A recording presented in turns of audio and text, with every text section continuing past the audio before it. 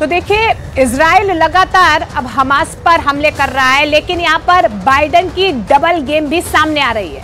तो बाइडेन किस तरीके से डबल गेम खेल रहे हैं? यूं तो वो लगातार कहते रहे हैं कि वो इजराइल के साथ हैं, वेपन्स भी इजराइल को पहुंचाए जा रहे हैं, लेकिन इन सब के बीच में बाइडेन का क्या है डबल गेम? रिपोर्ट आते हैं।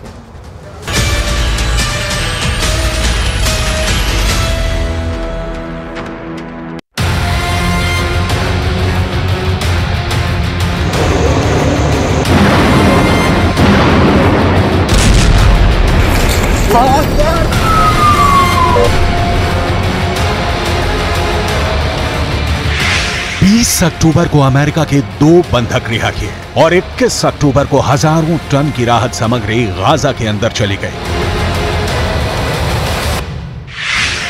क्या बंधकों की रिहाई और राहत सामग्री गाजा के अंदर भेजे जाने को लेकर कोई सीक्रेट डील हुई है? ये एक बहुत बड़ा सवाल है। आखिर हमास के खूंखार आतंकवादी इजराइल से भी बड़ा दुश्मन अमेरिका को मानते हैं। फिर आखिर ये आतंकवादी इतनी जल्दी कैसे अमेरिका के 2 बंधकों को रिहा करने पर राजी हो गए?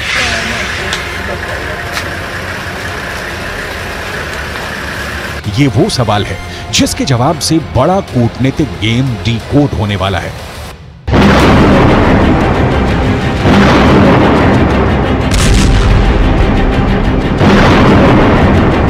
पिछले 15 दिनों से इजराइल पूरे गाजा पर ताबड़तोड़ बमबारी कर रहा है, ये जानते हुए भी कि गाजा के अंदर इजराइल के 200 से ज्यादा नागरिक कैदी हैं और उनकी जान को खतरा हो सकता है। कैदियों में बहुत सारे छोटे बच्चे भी हैं, ये जानकारी भी इजराइल को है, लेकिन इसके बाद भी इजराइल की ये नीति रही है कि वो कभी भी आतंकवादियों के सामने झुकता नहीं है और बंधक बनाने के बाद दुश्मन के द्वारा खेले जाने वाले माइंड गेम के दबाव में नहीं आता है। और बिल्कुल ठीक ऐसा ही इस बार भी हुआ। इजराइल के प्रधानमंत्री बेंजामिन नेतन्याहू ने 7 अक्टूबर को ही यानी हमास के अटैक के दिन ही यह ऐलान कर दिया था कि इजराइल अब युद्ध में है। उन्होंने कहा था कि वी आर इन वॉर। तब से आज तक कभी भी बेंजामिन नेतन्याहू ने बंधकों को लेकर अपनी कमजोरी नहीं दिखाई। ये जरूर कहा कि अमेरिका और इजराइल साथ मिलकर बंधकों की रिहाई की कोशिश कर रहे हैं, लेकिन अमेरिका ने शायद बेंजामिन नेतन्याहू के सख्त रवैये के बावजूद हमास के आतंकवादियों के साथ सीक्रेट डील के तहत अपने बंधकों को रिहा करवाने पर काम शुरू कर दिया है। हमास ये कह रहा है कि उसने अमेरिका के 2 नागरिकों को मानवीय कारणों से छोड़ा है, लेकिन हमास के आतंकियों से मानव जैसे व्यवहार की उम्मीद करना बेमानी हो गई। दरअसल गाजा में भूख के बिना हमास के लड़ाके इतने परेशान हो गए कि उन्हें मजबूरी में 2 बंधकों को छोड़ना पड़ा और आने वाले दिनों में भी इस तरह की उम्मीद हमास की तरफ से की जा सकती है, क्योंकि इजराइल और दूसरे देशों का रुख बहुत कड़ा है हमास के खिलाफ। दरअसल लेबनान के एक अखबार neharnet.com पर हमास की योजना की असल खबर छपी है। लेबनान का यह अखबार लिखता है कि हमास की तरफ से यह कहा गया कि उन्होंने 2 अमेरिकी बंधकों को इसलिए रिहा किया है क्योंकि बाइडेन की तरफ से यह आश्वासन दिलाया गया है कि राहत सामग्री के कुछ ट्रक गाजा के अंदर आएंगे और रफा क्रॉसिंग को खोल दिया जाएगा। मतलब साफ है कि आतंकवादी सुरंगों के अंदर भूख से बिलबिला रहे हैं और इसीलिए सीक्रेट डील के जरिए एक तरफ गाजा के अंदर राहत सामग्री को आने देना चाहते हैं और दूसरी तरफ अमेरिका के 2 बंधकों को रिहा भी कर दिया गया है। ऐसा लगता है कि इस सीक्रेट डील में एक अहम किरदार कतर के अमीर भी हैं। याद कीजिए, अमेरिका के विदेश मंत्री एंटनी ब्लिंकन ने कतर का दौरा किया था और कतर के अमीर से मुलाकात की थी। इस दौरान क्या बात हुई इसकी फुल डिटेल नहीं आई थी, लेकिन अब धीरे धीरे ये सारी परतें खुलनी शुरू हो गई हैं। दरअसल अमेरिका के 2 बंधकों की रिहाई के बाद कतर के विदेश मंत्रालय के प्रवक्ता की तरफ से ये बयान आया है कि आज रात अमेरिका के बंधकों की रिहाई सभी पक्षों के साथ कई दिनों तक लगातार बातचीत के बाद हुई है। प्रवक्ता का कहना है कि इजराइल और हमास के साथ कतर की बातचीत इस उम्मीद में जारी रहेगी कि वो सभी देशों के बंधकों को रिहा कर देंगे।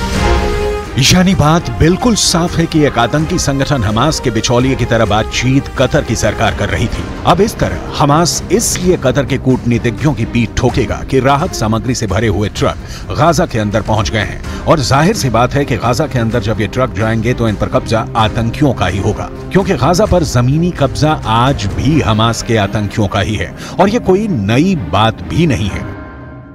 पश्चिम की मीडिया रिपोर्ट्स में पहले भी ये कहा गया था कि इजराइल पहले से दावा करता रहा है कि गाजा में जो राहत सामग्री भेजी जा रही है उसके आतंकियों के पास पहुंचने की बहुत उम्मीद है। इजराइल पहले भी ये कह चुका है कि जो ईंधन गाजा भेजा गया था उसे हमास के आतंकियों ने चुरा लिया और इसीलिए हमास के पास ईंधन का स्टॉक बन गया। पिछले एक हफ्ते से लगातार इजराइल पर यह दबाव बनाया जा रहा था कि वो रफा क्रॉसिंग को खोल दे और राहत सामग्रियों को गाजा के अंदर जाने दे, लेकिन इजराइल इसके लिए तैयार नहीं था और उसने 2 बार रफा क्रॉसिंग पर एयर स्ट्राइक भी की थी। यही नहीं, इजिप्ट के राष्ट्रपति अल सीसी भी बयान दे चुके थे कि अगर गाजा के अंदर राहत सामग्री नहीं जा पा रही है तो इसकी एक और वजह इजराइल की जिद है। इजराइल के अंदर उन परिवारों में पहले से काफी गुस्सा था जिनके सदस्यों को गाजा के अंदर हमास ने किडनैप किया हुआ है। इन पीड़ित परिवारों ने पिछले हफ्ते एक प्रेस कॉन्फ्रेंस करके कहा था कि गाजा के अंदर राहत सामग्री तब तक नहीं जानी चाहिए जब तक कि इजराइल के सभी 200 से ज्यादा बंधकों को रिहा नहीं कर दिया जाए। इस मांग पर नेतन्याहू की तरफ से कोई बयान नहीं आया था क्योंकि शायद अमेरिका और कुछ साथी देशों का दबाव इजराइल पर था कि रफा क्रॉसिंग को खोला जाए। पूरी उम्मीद है कि जब अमेरिका के विदेश मंत्री टोनी ब्लिंकन ने कतर के अमीर से बात की होगी तब अमेरिका की तरफ से भरोसा दिलाया गया होगा कि अगर हमास बंधकों को रिहा करता है तो इजराइल राफा बॉर्डर को खोलने के लिए राजी हो जाएगा। यानी अगर देखा जाए तो इस पूरी डील में राजनीतिक नुकसान बेंजामिन नेतन्याहू को हुआ है। इजराइल को रफा क्रॉसिंग खोलने से रणनीतिक नुकसान भी हुआ है। इसकी चर्चा हम आगे करेंगे, लेकिन पहले नेतन्याहू के अंदरूनी राजनीति पर बात करनी जरूरी है। इजराइल के अंदर एक सर्वे हुआ है और इस सर्वे का दावा है कि इजराइल के 21% लोग गाजा में हमला करने के विरोध में हैं, लेकिन 65% लोग हमास पर हमले का समर्थन कर रहे हैं। गाजा में 51% लोग नहीं चाहते कि हिजबुल्लाह के साथ जंग हो और 49% लोग चाहते हैं कि हिजबुल्लाह के साथ भी जंग हो जाए। लेकिन सबसे बड़ी मुश्किल नेतन्याहू के लिए ये हुई है कि इस सर्वे के मुताबिक अगर आज इजराइल में चुनाव हो जाए तो नेतन्याहू की पार्टी को करीब 20 सीटों का नुकसान होगा। अब जाहिर सी बात है कि बंधकों को रिहा किए बिना ही इतनी भारी मात्रा में गाजा के अंदर राहत सामग्री भेजे जाने से नेतन्याहू की लोकप्रियता इजराइल के अंदर और गिरने वाली है। लेकिन नेतन्याहू इसलिए मजबूर है कि वो कई फ्रंट पर जंग लड़ रहे हैं और अमेरिका का साथ और अमेरिका के हथियार उन्हें किसी भी कीमत पर चाहिए। युद्ध रणनीति के हिसाब से भी अगर आप सोचेंगे तो ये पता चलेगा कि हमास के साथ लड़ाई इजराइल की लंबे वक्त तक गाजा में चल सकती है और गाजा में लड़ाई लड़ने के लिए हमास को भी लंबे वक्त तक रसद चाहिए, यानी खाना चाहिए। शायद इसीलिए जो राहत सामग्री रफा से गाजा के अंदर गई है उस पर कब्जा करने की पूरी कोशिश आतंकियों के द्वारा की जाने वाली है। जब आप इन सारे पॉइंट्स को जोड़ेंगे तो आपको बहुत आसानी से ये बात समझ में आ जाएगी कि तमाम देश अपने बंधकों को छुड़ाने के लिए नेतन्याहू के साथ डिप्लोमेसी कर रहे हैं। अगर आज अमेरिका डेमोक्रेट्स की जगह रिपब्लिकन की सरकार होती और ट्रंप या कोई रिपब्लिकन राष्ट्रपति होता तो शायद वो हमास और ईरान के खिलाफ ज्यादा सख्त होता, लेकिन नेतन्याहू की किस्मत उनका साथ नहीं दे रही है। डेमोक्रेट्स को अमेरिका में रिपब्लिकन के मुकाबले उदारपंथी माना जाता है। देखिए कैसे बाइडेन ने पहले बेहद चालाकी से हमास से डील के तहत अमेरिका के 2 नागरिकों को रिहा करवाया और फिर अमेरिका के अंदर राजनीतिक लाभ लेने के लिए दोनों बंधकों से मुलाकात भी की है और स्वागत भी किया है। ये दोनों अमेरिकी बंधक 7 अक्टूबर को इजराइल के किबुत्स में थे जहां पर आतंकियों ने सबसे ज्यादा हिंसा की थी। यहीं पर नतालिया अपनी दादी का बर्थडे सेलिब्रेट करने गई थी, लेकिन आतंकियों के कब्जे में चली गई। नेतन्याहू को तो काफी तगड़ा झटका लग गया है क्योंकि 15 दिनों से जो आतंकी सुरंगों के अंदर भूख से बिलबिला रहे थे उनके पास अब राहत सामग्री पर कब्जे का विकल्प मौजूद है। लेकिन बंधकों के परिवार में खुशी है, खास तौर पर नतालिया के भाई अपनी बहन की रिहाई से उत्साह में है। Complete shock today when we found out about Natalie and Judith.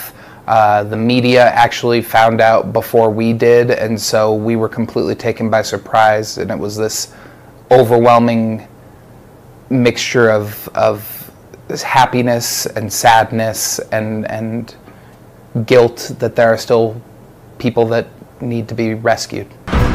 Britain और फ्रांस के नागरिक भी हमास की कैद में हैं। जाहिर सी बात है कि जिस तरह गाजा में मारे जा रहे आम लोगों का एक दर्द है, ठीक उसी तरह से गाजा के अंदर हमास में मौजूद छोटे बच्चों के माता पिता का भी दर्द बहुत बड़ा है और रिहाई के इस मौके पर यह दर्द छलक आया। I've been waiting for this moment for a long time, for 2 weeks. I haven't been sleeping for 2 weeks. Tonight I'm going to sleep good. I spoke with my daughter earlier today. She sounds very good.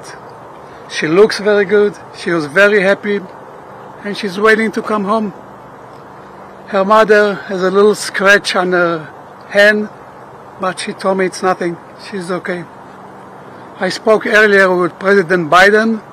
I thank him for his concern, for his helping with the release of them.